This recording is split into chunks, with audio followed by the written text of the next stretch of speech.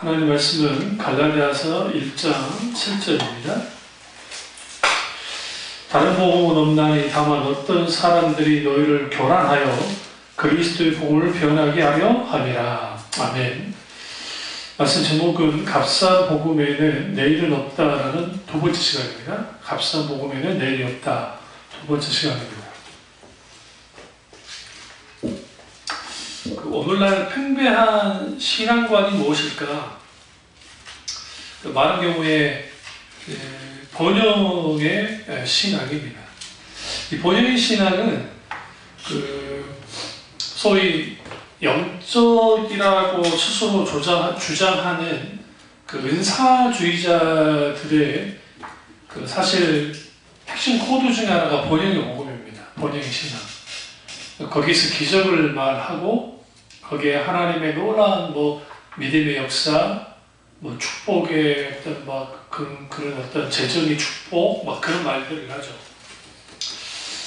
한국교회 상당 부분이 번영의 신앙의 영향을 받고 있습니다. 그러다 보니까 신앙사를 할 때에 진지한 영적 고민들을 그렇게 많이 하지 않습니다.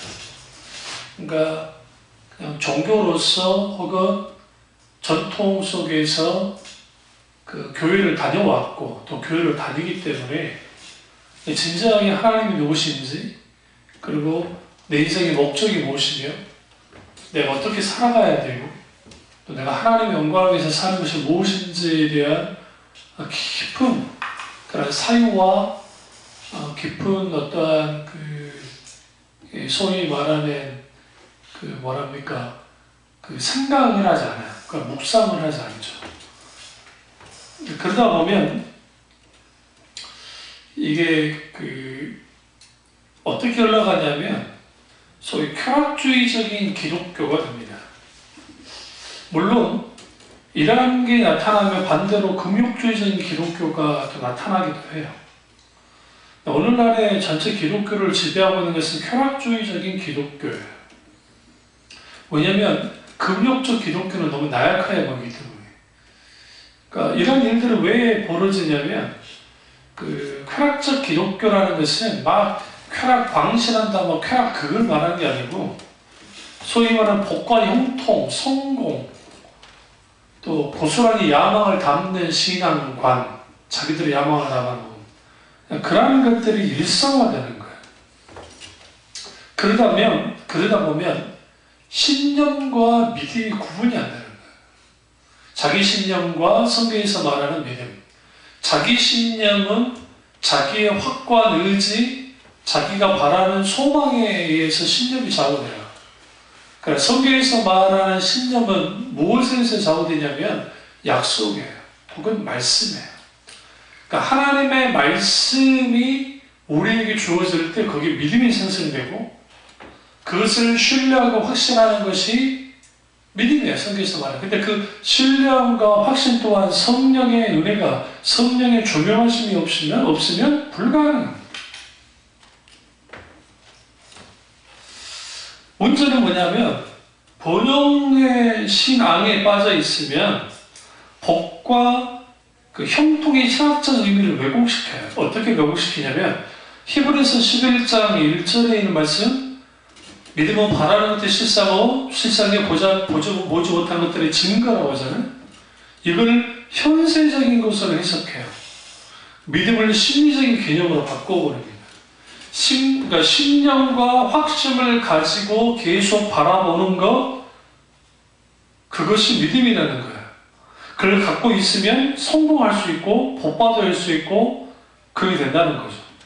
믿음이 심리학적으로 해석되는 거예요. 적극적 사고방식의 영역 속에서 모든 것을 다 거기다 신앙의 도식을 만들어요. 그러니까 공식을 만들어서 그 공식대로 하면 만사형통하고 그 공식대로 하면 복받고 그 공식대로 하면 성공한다는 식으로 가르친단 말이에요. 그러면 그것과 그들이 말하는 믿음의 개념과 그리고 불교에서 아주 신심이 좋은 불자가 절에 가서 탑돌이 하시죠? 기도하는 거. 타업에서 계속 돌면서 이제 뭐 기도 정진을 한다는 거야. 기도 정진을 막 한다고 합시다.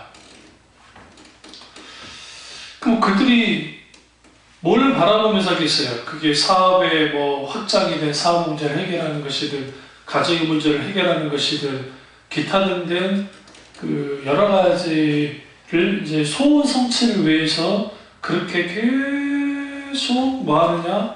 도는 거예요.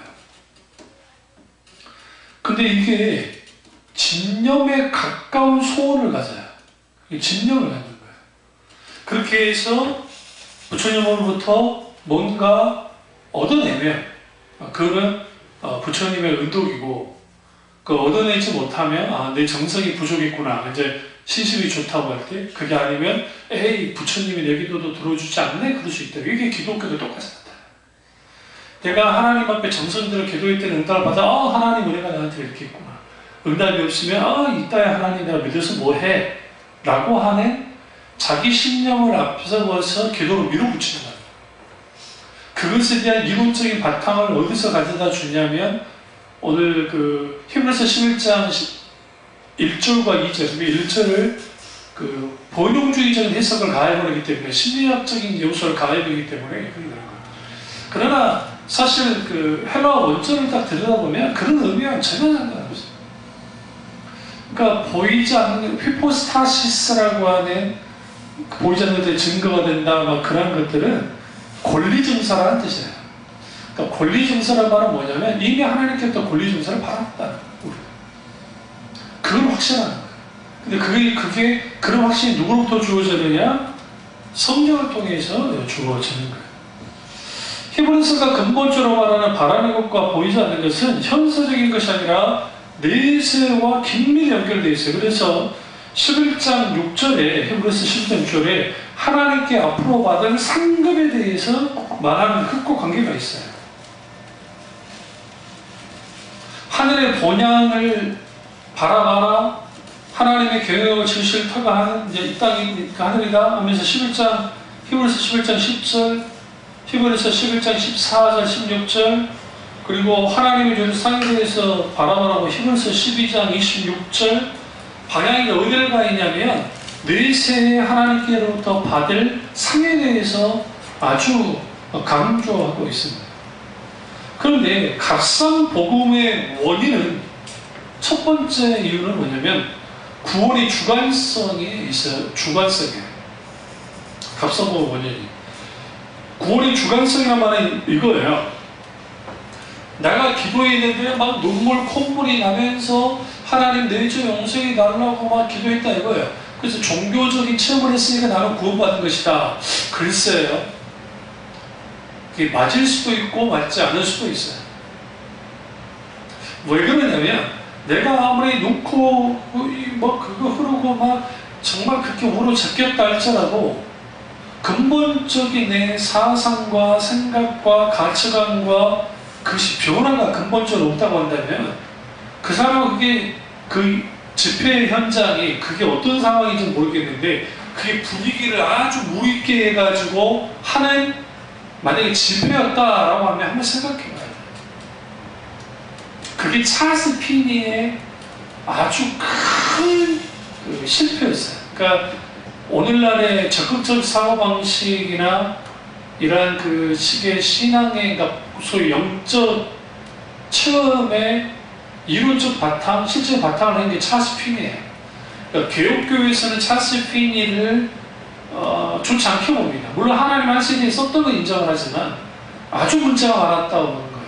그러나 순복음이나 오순절 계통의 은사주의자들 그리고 소위 분강사들이라고 하는 사람들은 찰스 피니의 그 부흥을 아주 많이 받아요.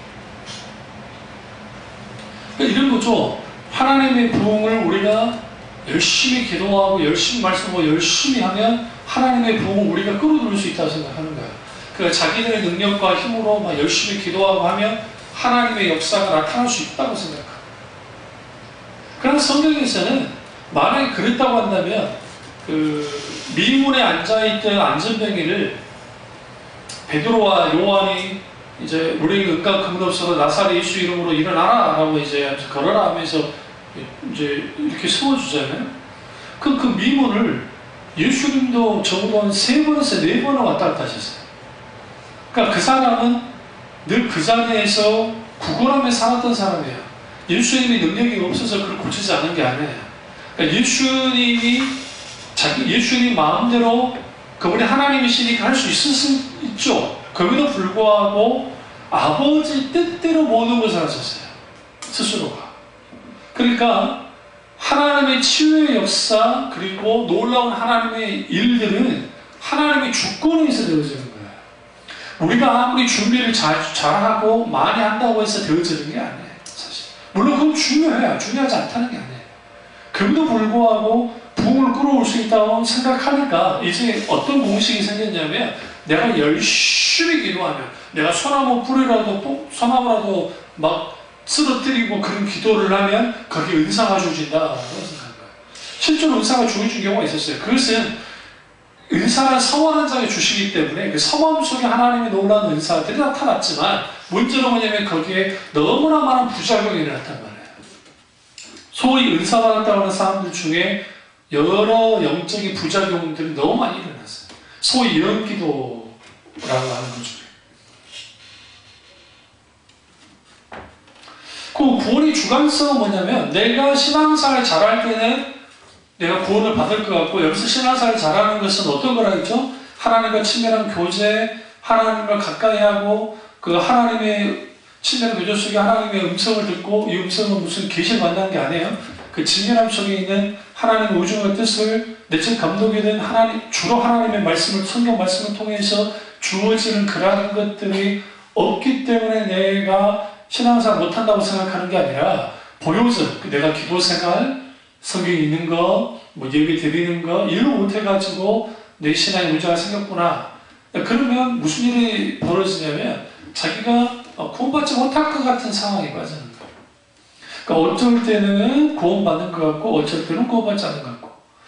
과거 우리 교회에 있던 그 집사 정말 말하기도 그렇지만 정말 이상하게 나간 그 사람 여자 집사의 카카오톡 거기에 글이 뭐가 나면 내가 참고를 받았다라고 딱 써놨다. 과거에 한참 전인데. 근데 그게 얼마나 우스운 거냐면요. 내가 그 교회에서 어떻게 했는지는 모르겠는데 구원과 관련된 성경 공부를 막 했던 것 같아요. 보니까 추론을 해보죠. 그러니까 거기 지식적으로 하니까 이제 구원 받았구나 라고 하는 거예요. 그러니까 인격체이신 예수 그리스도를 성령의 조명 가운데 만나면 중생의 역사가 나타나고 그 중생의 역사가 나타나면 자기가 구원받았다는 것을 알게 돼요. 성령이 알게 하세요. 성령이. 무슨 자기들 집회 같은데 부흥 집회 같은 거 해가지고 막 구원받았다 그런 식으로 나타나지 않는다. 소위 말하는 구원 집회 한다고 하는데 그거 한번 생각해봐요. 자기들은 구원을 줄 수 있는 게 아니니까. 물론 구원에 대해서 가르쳐야죠. 어떻게 구원받을 것인지. 김수현 박사님의 구원이란 무엇인가라는 책만 읽어도 어떤 게 구원받은 것에 대한 인식을 할 수 있어요. 김수현 박사님도 똑같이 말해요. 우리가 무슨 뜨거운 죽고 뭐가 되어진다 그게 구원받은 것이냐. 그것뿐만 아니라 많은 부분에 있어서 조나단 도도 목사도 마찬가지고 그 종교적 체험이 내 구원을 보장해 주느냐 그럴 수도 있고 아닐 수도 있다. 분명한 것은 구원의 표지가 필요하다. 증거가 필요하다. 그것은 뭐냐면 예수 그리스도가 우리의 유일한 이유이자 목적되어져서 그분이 나의 진정한 구원자이심을 성령의 조명 가운데 확신하는 거예요. 아는 거예요. 누가 가르쳐서 아는 게 아니라 성령의 놀라운 역사 속에서 알게 될 때 그게 구원받은 사람이에요. 근데 이제 구원의 주관성이라는 말은 무슨 말이냐면 자기들의 소위 종교적인 방식 속에서 막 기도하고 막 하면 구원받았다고 한다는 거예요. 그러니까 김수영 박사님이 그 말 하는 거예요. 오늘날의 한국교회의 약 90% 이상이 구원파의 구원론과 크게 다를 바 없다라고 했단 말이에요. 이게 무서운 말이에요. 이게. 그러니까 그 왜 그러느냐? 구원을 마치 한번 구원받으면 티켓을 따는 식의 구원에 대해서, 그러니까 구원 티켓을 내가 따는 것인 것 같은 그러한 구원과는 맞아요. 그러니까 내가 예수 믿어서 주를 시험해서 구원 티켓을 거머쥐는 거예요. 그 다음에 나머지 삶은 내가 어떻게 살아도 천국 간다고 하는 그 백포 있는 그 막연한 그 확신을 갖고 있단 말이에요. 성경에서는 중세 처음하고 그걸 칭의라 그래요. 하면 의롭다 여겨주시는 justification이 있고 그 다음에 sanctification, 성화가 들어있었는데 그 칭의와 성화는 같이 가는 것이지 절대로 따로 가지 않아요. 그런데 한국교 신학은 칭의와 신학을, 저도 그렇게 배웠어요. 그럴 때. 그 신학을 할 때. 칭의와 그 다음에 오르떡해지는 것과 거룩해지는 것은 따로 가는 것처럼 배웠단 말이에요. 같이 가요, 같이 가. 그러니까 내가 거룩해져가는 그런 놀라운 은혜가 있게 되어지는 거, 주님을 닮아가는 게 있다 보면 그것이 구원의 표지가 되는 거예요. 그게. 우리는 완전한 사람을 낼 수 없지만 적어도 하나님의 거룩의 지향성을 향해 달려가는 거야. 주님 그걸 원하십니다. 그게 무너지니까 좀 은혜 받고 마음에 자기가 구원받았고 이제 나머지 삶은 내가 어떻게 살아도 상관없다는 대놓고 말하지 않지만 그런 생각들을 많이 해요. 그리고 그러니까 예수 그리스도의 십자가가 일회용이 될 수밖에 없는 거예요. 왜 일회용이 될 수밖에 없냐면 구원받을 때 딱 한 번 필요한 거예요. 아니에요. 예수 그리스도의 십자가는 내가 영원토록 필요한 거야. 영원토록. 사도 바울이 뭘 의지해요? 예수 그리스도의 십자가를 의지하잖아요. 십자가의 복음을. 그러니까 그 구원의 주관성은 자기 주관적인 체험, 주관적인 가르침, 주관적인 어떤 그 가치관 그런 것들이 마치 구원을 어떻게 이제 받았다 안 받았다를 결정져 버린단 말이에요. 그러니까 이제 우리나라에서 가장 최고로 큰 교회에서 주일날마다 지금도 공공연하게 행해주고 있는 게 그거 아니에요. 사람들 불러일으켜서 구원의 확신이 없는 사람들, 그 다음에 이제 교회 나온 사람들 이렇게 세워서 그들에게 회개 기도를 따라하게 하고 마지막 선언을 하고 이제 당신들은 하나님의 백성이 당신들 구원 받았습니다. 폐역이에요, 폐역. 그게 주님 앞에. 근데 그걸 누가 했느냐? 찰스 피니가 있어요. 찰스 피니. 이후에 역사학자들이 찰스 피니가 이후에 사역을 이제 전경되고 난 다음에 그 봤을 때 이게 좀 가혹한 그 역사 기록이긴 하는데 90% 이상, 95% 거의 95% 이상 예전을 다 돌아가고 있어요. 그래서 의문을 가진 거예요. 찰스 피니는 누구보다도 막 100만 명, 이런 오늘날의 대형 집회의 원조예요. 찰스 피니라는 사람이. 물론 조나단 에드워드 목사님의 부흥 이후에 돌아가는 사람들이 꽤 있었어요. 없는 거 아니에요. 그래서 조나단 에드워드 목사님이 그 부분에서 다시 글을 쓰고 계속 그 부분에 대해서 지적을 했단 말이에요. 그 이유는 뭐냐면 그때 당시 하나님의 부흥이 나타날 때는 다 은혜 가운데 다 그런 줄 알았는데 후에 들여다 보니까 그게 하나님 앞에 인격적으로 굴복하고 삶을 전환하는 사람들도 상당수 많았지만 그 중에는 분위기에 휩싸여서 같이 그렇게 했던 사람들이 생각보다 많았다는 거예요. 거기에서 참과 거짓이 드러나고 그분이 부흥이 이제 2번에 걸쳐서 예일즈 그 대학 하면서 이제 제1차 대각소 운동이 나는데 그 2번에 걸쳐서 나고 난 다음에 한 10년이 흐르면서 그걸 이제 그 부분을 다시 다듬기 시작했어요. 하다 보니까 그게 이제 분명하게 드러나는 거예요. 그러니까 자칫 잘못하면 그 우리가 신앙생활 할 때에 내가 이렇게 기도 많이 해서 이렇게 응답 받았어 라고 하는 그게 일반적인 한국 교인들이 갖고 있는 건데 물론 기도 없이는 하나님 응답 없어요. 하나님은 믿음 없이 역사하시니까 기도의 근거를 통해 역사하시니까 그러나 그런데도 불구하고 내가 이렇게 기도했으니까 내가 잘 믿었으니까 구원받았다? 그렇잖아요. 그렇게 하게 하신 분이 누구예요? 하나님의 성령께서 하나님께서 하신 거예요. 그런데 또 하나는 현세성에 치우쳐요. 값싸먹을 원인. 그러니까 구원의 주관성 첫 번째, 두 번째는 현세성에 지나치게 치우쳐 있기 때문에 나타난 거예요. 현세성이라고 하는 무슨 말이냐면 그 내세는 너무 멀다는 거예요.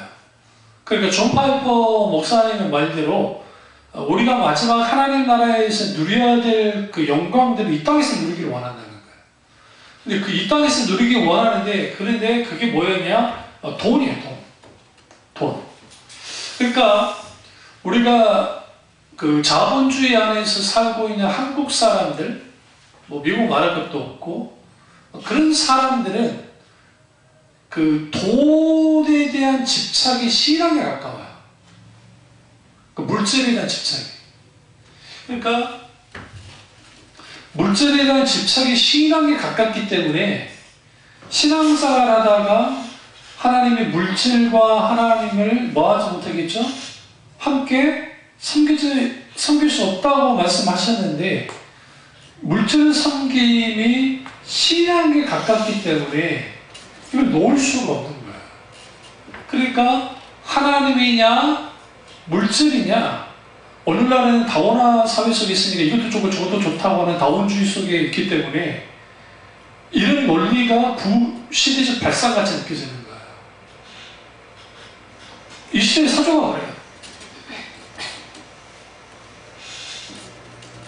그러니까 당연히 하나님도 좋고 세상도 좋은 것이 되는 거예요. 그러면 이제 사람들을 교회로 끌어들여야 되잖아요. 교회로 끌어들여야 되니까 아주 현세적인 것에 집중하면서 그런 설교들을 여과 없이 가해주는 거예요. 여과 없이. 순복음 아주 큰 교회 목사님이 설교를 해서 잠깐 들었는데 아주 감동적인 어떤 외국에서 있었던 것을 쭉 읽어주더라고요. 글로 올라왔다고 하는데. 그러고 난 다음에 우리도 이런 하나님의 축복을 받고 이렇게 믿음에 계속적으로 끈질기게 믿음에 선언하고 선포하고 그렇게 해서 하나님의 놀라운 역사 속에 있읍시다. 아멘. 우리도 할 수 있습니다. 아멘.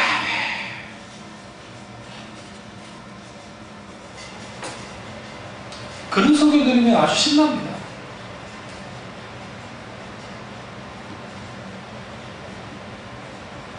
하나님 앞에 과거 한참 일이지만 국민일보 그 구독해서 다원주의였던 아이가 아닌 게 됐다고 하면서 간증을 그걸 들었더니 하나님 아닌 게 있다. 무지명무한 거예요. 비슷한 처지에 있는 사람들은 흔들려요. 비슷한 처지에 있는 사람. 그러니까 일부분을 극도화시켜서 전체인 그냥 만들어줘요. 그러니까 사람들은 헷갈리는 거예요. 이게 분명히 개인의 스토리지만 그게 전체적인 스토리 같이 느껴지고 그게 나의 스토리가 되길 원한단 말이에요. 그러니까 또 그런 식으로 붙들으라고 하니까 붙드는 거죠. 이게 수십 년 전에 있었던 일이잖아요. 21년 전에 했어요. 그러니까 20년 전. 근데 그러한 것들이 왜 먹히냐는 거야. 현실적인 문제, 난관을 극복하는 게 기독교 신앙인가요? 그렇긴 해요. 그러나 그 이상 넘어로 가는 게 기독교야. 만약에 기독교 신앙이 현세적인 문제를 해결하는 정도의 신앙이었다고 한다면 이거 아주 가치가 없을 거예요. 어떤 면에서. 왜요? 그 이상의 것을 바라보던 거니까. 기독 신앙이라는 게. 그런데 문제는 뭐예요?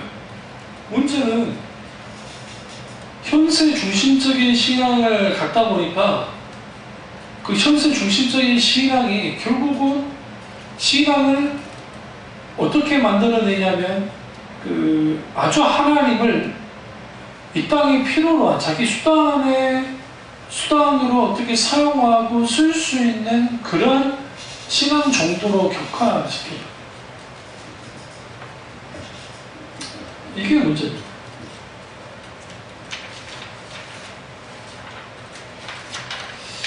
그래서 오늘 갈라디아서에서 다른 복음 온당이 다만 어떤 사람들이 너를 교란하여 그리스도의 복음을 변하게 함이라. 여기서 어떤 사람이 너희를 교란하여, 이 교란이 굉장히 중요해요.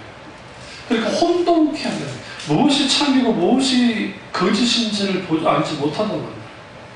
그리고 그리스도의 복음을 어떻게 변하게 합니다. 번영의 복음과 번영의 신학은 그 그리스도의 고난에 더 이상 참여하지 못하게 막아요. 고난 없이는 영광이 없습니다. 그러니까 예수님의 가르침이 뭐가 쭉쭉 빠지냐면 십자가가 빠져요. 고난의 동참함이 빠져요. 자기를 부인하고 자기 십자가를 지고 그리스도를 따르는 것이 빠져요. 예수님의 가르침의 진리가 왜곡되게 되어 있어요.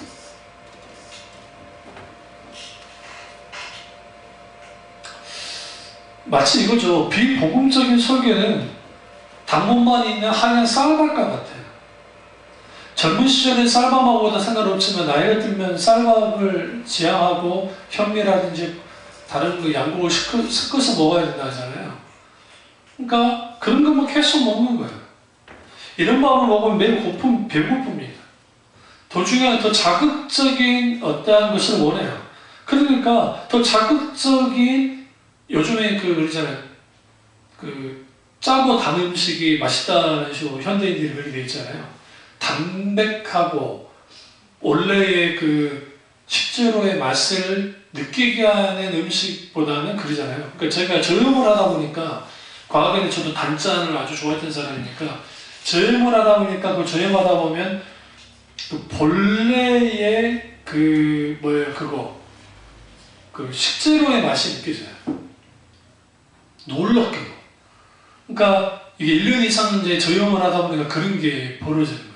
제가 고수를 못 먹는 사람인데, 전혀. 근데 놀라운 거는 이제 저염을 좀 하다 보니까 고수를 먹어도 괜찮아지는 거예요. 내 스스로 아주 이상할 정도로. 그러니까 고수로 내가 아주 싫어하는 음식을 냄새도 못 맡았던 사람인데, 이상하게 고수가 먹으니까 괜찮아요. 왜 괜찮아질까? 참 생각해보니까 그 전에는 단짠이에요, 단짠.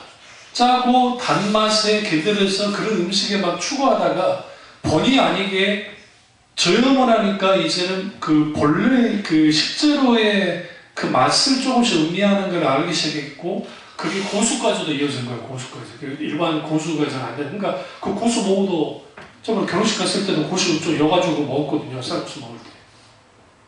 아, 또 괜찮더라고. 나쁘지 않고. 그리고 좀 더 여가지고 먹고.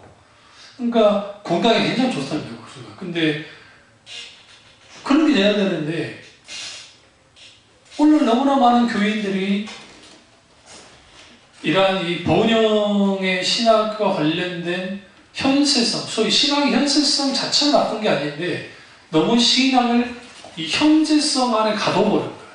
그러니까 우리가 죽어서 가야 되는 하나님의 나라, 그리고 주님의 재림에 대한 대마함이 없잖아요.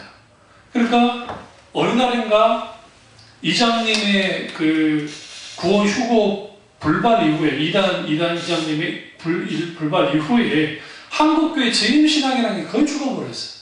그러니까 재림 말 꺼내기도 이단 시비가 붙을 것 같은 두려움이 있으니까 목사님들 하지 않았고, 그리고 그 재림 불발 이후에 사람들의 신앙이 재림이 있지 않았구나. 그러니까 이제 그런 설교들이 나오지 않기 시작하고, 이게 자연스럽게 현세를 살아가는 정도의 신앙이 딱 되어버리니까, 이게 어떤 신앙이에요? 이게 샤머니즘이에요. 샤머니즘은 철저히 현세적입니다. 그리고 성향을 미래지향이라는 표현을 쓰는데, 그 미래지향도 현세를 더 좋게 하는 미래지향이지, 하나님 나라의 영광, 하나님 나라의 은혜를 받는 그런 식의 것은 아니라는 거예요.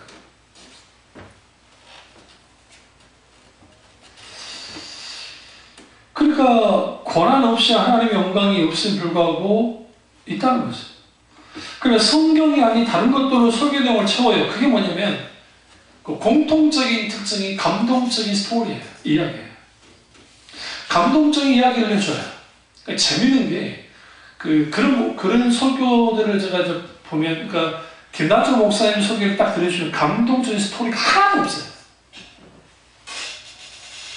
그러니까 설교 들을 때 귀가 안 즐거워요. 잘 생각하셔야 돼요. 그러니까 설교 들을 때 귀가 즐겁지가 않아요. 뭐 박영서 목사님 설교를 들어보세요. 거기가 귀가 즐거운지. 즐겁지 않아. 물론 이제 박영서 목사님은 좀 위트가 있어가지고 위트 있어서 사람들 좀 웃겨주고 막 그런 건 있긴 있지만 그 위트 있게 웃기는 거지 무슨 어떤 스토리 가지고 막 그러진 않아요. 일종의 감동 스토리를 가지고. 뭐 요주호 목사님 설교를 보세요. 거기에 무슨 뭐 감동적인 스토리가 있습니까? 없죠. 그 왜 감동적인 이야기를 처음에 강도가 사람들의 주의를 환기시킬 수 있는 감동적인 이야기, 그 다음에 설교인 내용을 조금 하다가 중간에 사람들에게 이제 좀 결심 가운데 가도록 할 수 있는 아주 폭발적인 아주 감동적인 이야기를 배치를 하고 마지막에 또 하나의 예화, 이제는 결단을 할 수 있는 그런 예화를 아주 너무 길면 안 되고 좀 그러니까 임팩트 있는 그런 감동적 이야기를 주고 난 다음에 결단을 촉 끊어요. 3단 구조로 되어 있어요. 대본의 성경이. 아, 목사 어떻게 하냐고요? 제가 대학원에서 그 설교하고 공부할 때 그런 리포트도 쓰고 그런 공부를 했어요. 그러니까 그런 연구를 하다 보니까 그게 고스란히 드러나요. 거기에 벗어나지 않아요. 그 룰에. 그러니까 그걸 알면 딱 이 목사님 설교 딱 들어오셔서 설교하시면 그 방법 가운데 그대로 계속 설교를 똑같이. 그나마 또 어떤 목사님 그래도 본질로 가려고 하는 목사님들은 그런 것이 있지만 또 본질적인 설교를 하는 분도 뭐 있어요. 뭐 없다고 하시면 없고. 아, 그 목사님 그 감동적인 이야기가 뭐가 잘못된 겁니까? 무조건 잘못됐다는 게 아니라 조심해야 된다니까. 그러니까 로도스 목사님이 설교할 때 감성에 호소하는 것에 대해서 아주 경멸했어요. 그러니까 그분이 평상시에는 아주 유쾌한 분이에요. 그러니까 로도스 목사님이 있으면 분위기가 산다고 할 만큼 그분은 의사였고 그다음에 목사님이 되신 분인데 아주 위트 있고 아주 즐거운 분이에요.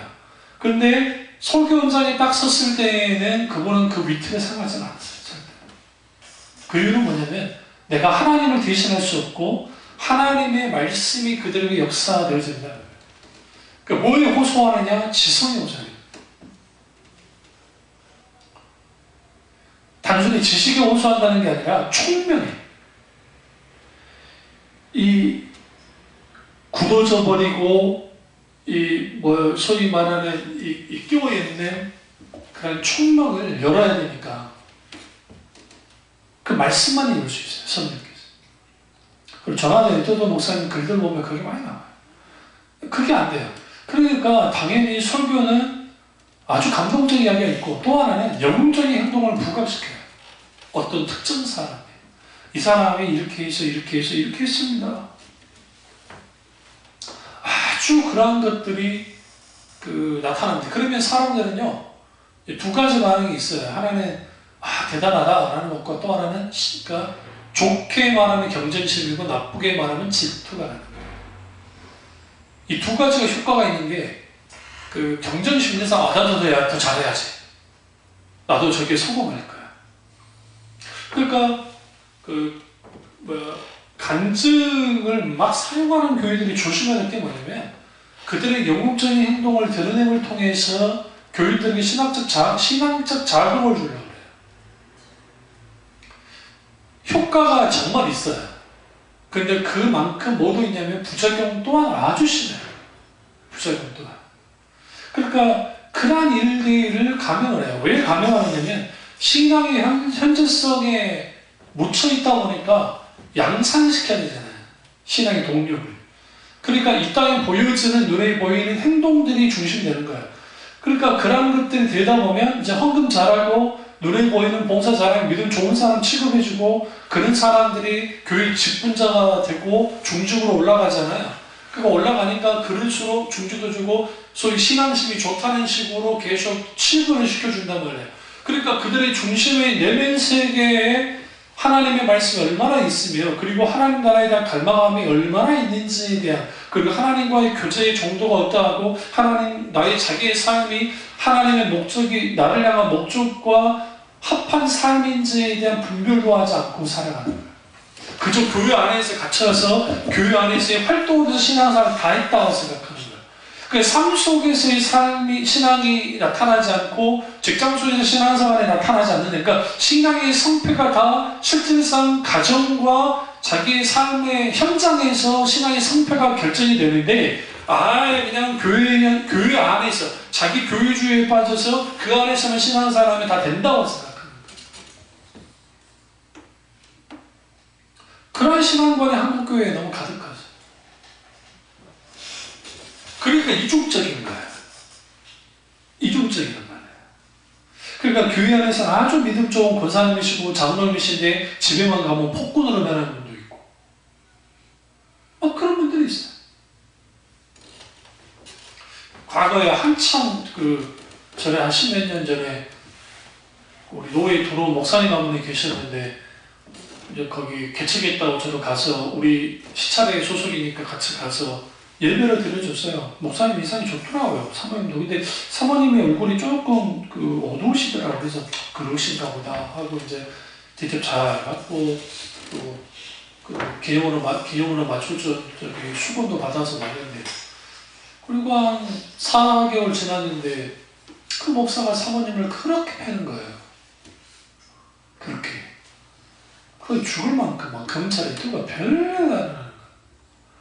너희 목사님들이 몰랐다가 그 사실을 알고 바로 면직을 시켜버렸어요. 면직이 목사직을 파내버렸단 말이에요. 근데 이제 이 사람이 이제 면직시킨다는 걸 알고, 면직을 시키려면 무조건 시킬 수 없으니까 이제 노예나 회에서 이제 면직을 시키니까, 그러니까 제가 먼저 나가버렸어요. 그래도 면직을 시켰어요. 결국 이제 들려오는 말에 이제 사모님과 이혼했고. 그러니까 사람 그러니까 그때 당시 한 40대 후반 됐던 것 같아요. 제가 30대였으니까 그 당시. 그런데 그 짓을 그렇게, 그러니까 앞에서는 막 웃고 사람 참 좋은 것 같더니 아주 죽을 만큼 그렇게 평생을 한 거예요. 평생을. 목사라는 사람이. 그러니까 그런 일들을 감행했어요. 그럼 이 사람은 어떻게 봐야 되는 거예요?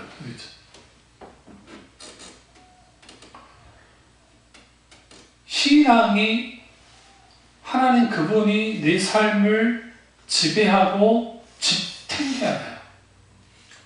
그러니까 십자가의 복음이 내 삶을 지배하고 지탱할 때 격기로 갈 수 있어요. 연락하니까. 그리고 불구하고 여전히 주님만을 의지하고 갈 텐데 그게 안 되는 거죠.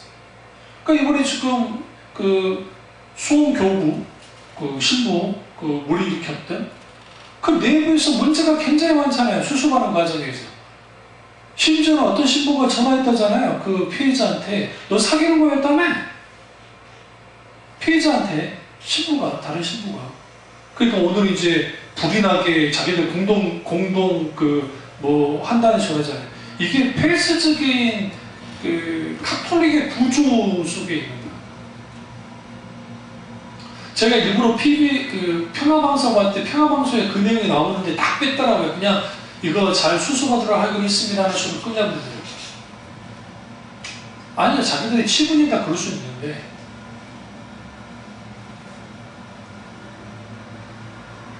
그러니까 자기들의 어떤 카톨릭의 명예, 신부들의 어떤 권위, 그것만 생각하는 것 같아요. 내가 보면서.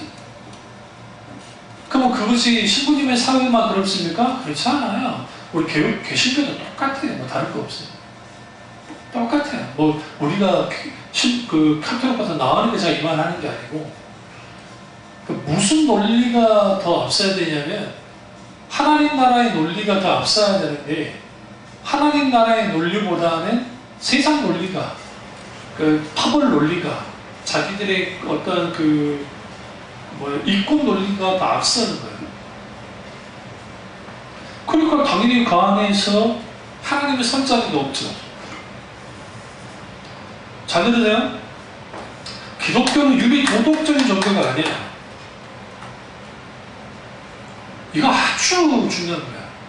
그렇다고 유리 도덕이 필요 없다는 게 아니에요. 유리 도덕은 어디서 나오냐면 예수님을 닮아가는 삶 속에서 나오는 거야. 나타나는 거야. 그러니까 우리 그러니까 한국이 아니라 성경에서 말하는 기독교는 하나님과의 온전한 관계 속에서 들어가면 하나님의 공의 가운데 있게 되어져요. 그 하나님의 공의 속에 있는 사랑과 함께 우리가 그 하나님의 공의가 어떻게 하나님의 공법이 온 만물에 막 흐르게 하는 그런 밑바탕에 있는 사람들이 되어오잖아요.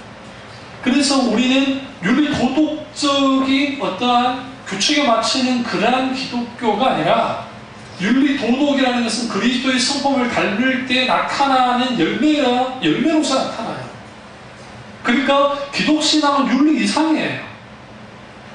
기독교가 윤리가 회복돼야 된다? 윤리가 회복돼야 된다? 설사 겉보기로 회복됐다 합시다. 만약에 누구보다도 바리새인들은 윤리 도덕적으로 살았어요. 그러나 그들은 뭐였어요? 외식했잖아요. 겉으로만 그랬잖아요. 겉으로만. 윤리 도덕적인 삶은 예수님의 삶에서 할 수 있어요. 그러니까 하나님을 사랑하고 이웃을 사랑하는 것이 우리 가운데 있게 될 때에 거기에 뭐가 있어요? 윤리 도덕적인 삶이 나타난다.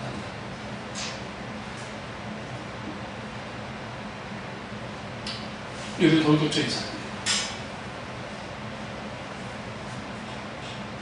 그런데 기독교 내에서도 소위 막 기독교 윤리를 강조하는 분들, 도덕적으로 사는 강조하는 분들 이해해요.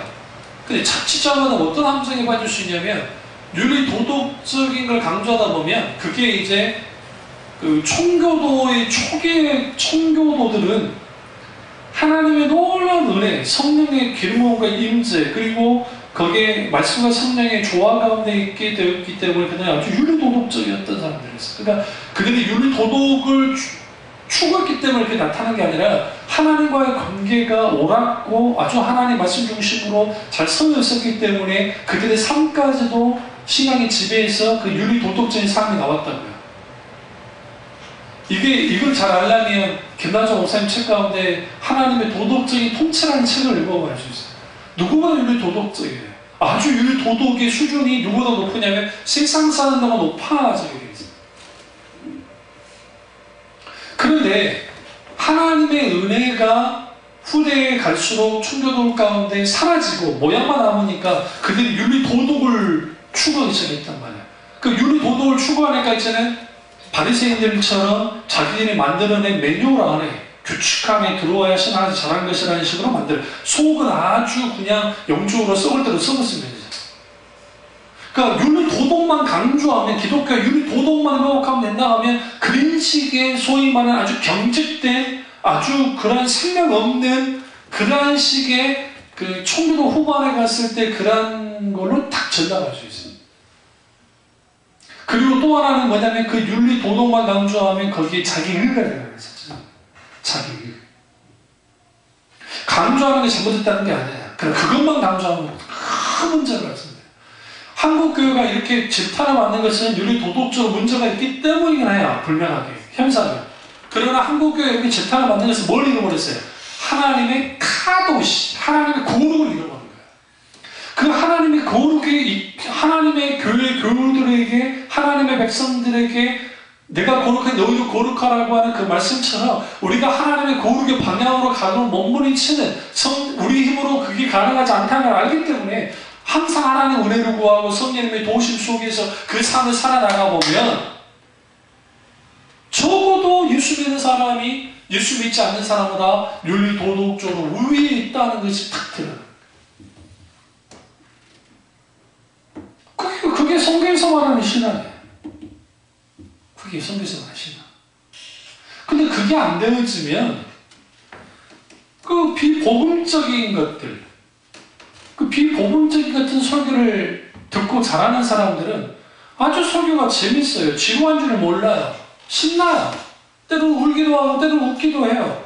근데 여러분 복음적인 설교들은 딱딱하고 어렵게 들려요.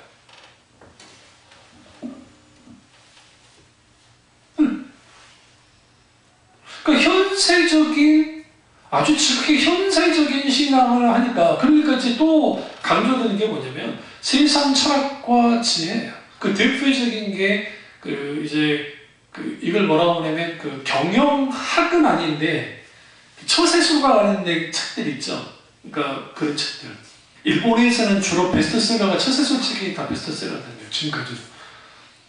근데 그 처세술 같은 그러한 설교가 강단에서 나타나고, 또 하나는 세상의 세상에서 유행됐던 것을 따라가는 대표적인 힐링이라든지 요로라든지 막 그런 것들이 막 유행할 때 있었죠. 그러면 그게 교회에서도 똑같이 하는 거예요. 그러니까 어떻게 잘 살 것인가, 어떻게 행복하게 살 것인가 라고 하는 것, 이 세상은 소유적 존재가 아니라, 그러니까 소유적 존재를 말하냐, 그게 그러니까 소유를 원하는 존재들, 그러니까 소유를 강조해요. 뭐든지 내가 가져야 돼요. 근데 에리 프롬이라고 하는 사람이 기독교인은 아니었지만, 그가 소유나 존재라는 책을 가지고, 제가 그 책에 내가 많이 받는 사람인데, 많은 사람들이 소유함을 통해서 자기 존재를 부각시키고 존재를 인정받고 존재가 되기를 원해요. 그런데 존재에 집중해야 된다. 존재. 그 사람의 그 존재, 자기 존재. 근데 온통 관심이 본인의 신앙은 내가 얼마나 소유하느냐, 얼마나 뭘 가졌느냐, 얼마나 뭘가 누리느냐에 관심이 많아요. 존재보다. 이런 세상 철학이 막 들어오는 거예요. 적극적 사고방식, 그런 것들이 세상 철학이 교회 안에 들어오고, 또 하나는 심리학적인 것들. 심리학이 아주 필요 없다는 게 아닙니다. 그러니까 또 극단적으로 상담학과 심리학이 아주 필요 없다고 또 주장하는 분들이 있어요. 이제 존 메가더라든지 이런 분들이. 아니, 그건 또 너무 극단적이에요. 상담학과 심리학이 왜 중요하냐면, 이걸 너무 맹신하고도 문제지만, 인간 연구를 그만했기 때문에. 그러니까 인간 연구에 대한 성과로서는 인정해주고 참고해야 돼요. 분명하게 참고할 것은. 그런데 문제는 지나칠 정도로 가지고 들어온 거예요. 교회 안에. 그러니까 기독교 상담학이라고 일컬어지는 그 상담학 방식을 제가 보면, 심리학을 잘 공부를 했으니까 딱 보면 거기에 기독교 용어를 써가면서 거기다 집어넣겠지만, 사실상 그게 뭐냐면 세상 상담학을 그대로 가져다니는 거예요. 그냥 신앙적인 것처럼 만드는 거거든요. 거기는 긍정적인 것도 아주 많지만 부정적인 것도 생각보다 많아요. 왜냐하면 사람의 마음을 치유할 때에, 인간의 마음을 근본적으로 치유할 수 있는 것은 무슨 의학과에 있는 의사 선생님이 치료할 수 있는 것도 아니고, 그렇다고 상담가 치료할 수 있는 것도 아니에요. 증상만 좀 완화시키고 도움을 줄 뿐이지. 그 치료는 누구밖에 할 수 없어요. 하나님이에요. 하나님이 만지세요. 상한 마음들, 통해하는 마음들. 그러니까 소위 내적 치유라는 것을 가지고 많이 들어왔는데, 한국 교회는 그 내적 치유라는 그 방식이 심리학 방식과 똑같아요. 좀 다른 게 있다면 거기에 이제 과거의 것을 회상하고 그걸 떠올려서 기도한다. 그게 회상요법이에요. 심리학의 요법 중에. 그걸 기도하지 않아도 자기 마음을 털어놓기만 해도, 그때 있었던 나이가 안 좋았던 일 털어놓기만 해도 시원한 느낌을 받아요. 그러니까 그런 것들이 마치 성경적이냐. 그걸 가지고 본문에서 예수님이 수가성 여인을 만났을 때 그녀의 과거를 드러내가지고 회상시켜서 했다고 막 심리학적으로 써놨는데, 그건 웃기는 소리예요. 왜 그러냐면 예수님은 그녀의 과거 전체를 알고 있었어요. 왜? 그분이 전지하신 분이기 때문에. 은사로 따지면 지식의 말씀 은사가 있었기 때문에 주님은 알고 계셨어요.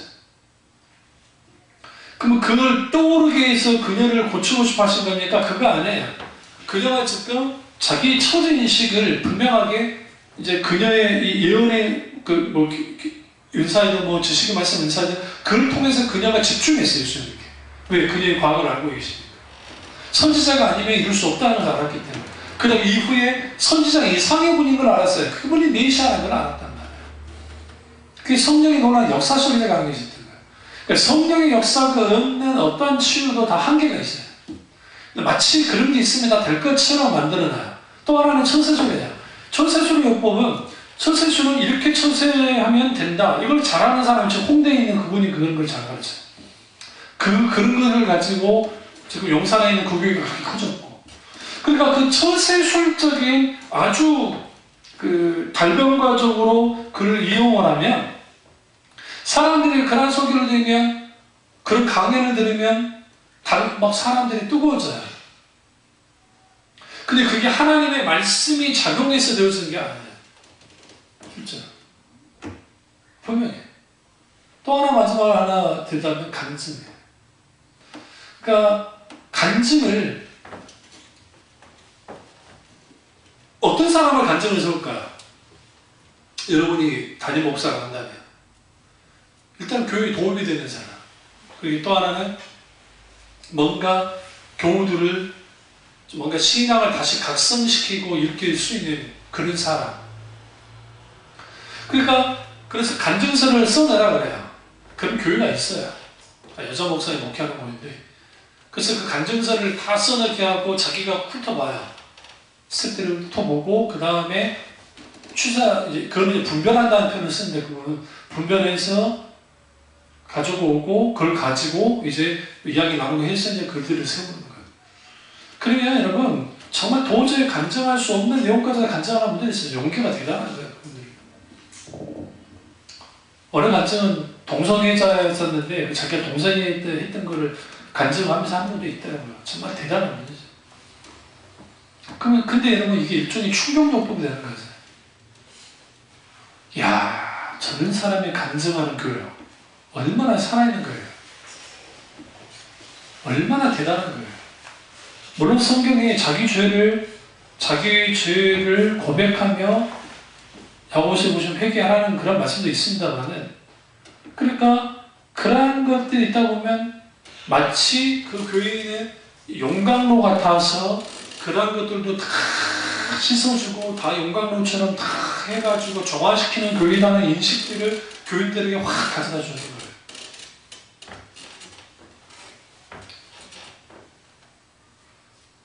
간증이라는 방식을 통해서. 그리고 그 목사님의 설교가도 수많은 간증들이 나와요. 자기 교인들의 간증들이 막 나온단 말이에요. 그러니까 그 수많은 간증들을 통해서 그 간증이 나오는 사람 높아질 수밖에 없어요. 그리고 자기들끼리 누가 누군지를 알아요. 가까운 사람들. 거기에 붙잡는 게 힘들어요. 붙잡는. 하나니까 그런 것들을 왜 하느냐? 일종의 북한으로 따지면 선동하는 건데, 선동전술. 그러니까 순식간에 그 교인들의 신앙심을 다 끌어오르고 무장시킬 수 있어요.